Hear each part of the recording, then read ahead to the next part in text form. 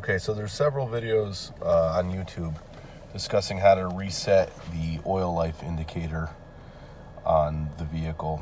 In this case, a 2020 Explorer. This one happens to be an Interceptor package, but I think that this version would apply to probably any of the base model Explorer.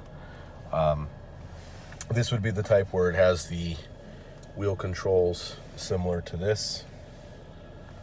So the manual, as well as the other videos, show how you toggle through the settings and go to vehicle and find an option that specifically says oil life reset, and then obviously you hold down the OK button until it resets itself. Well, that doesn't apply for this type of a layout. So if your dash looks like this is the right way to do it.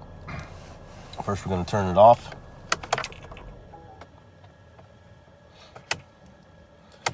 Key on, engine not running. Key on, engine off.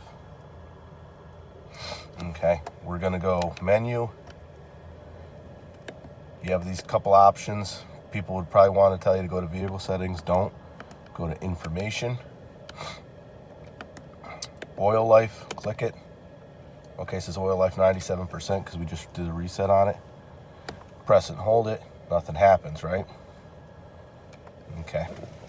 Now I'm going to hold the throttle and the brake all the way to the floor.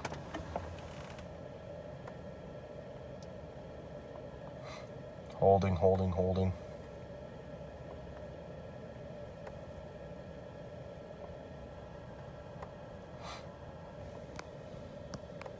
Could take a while.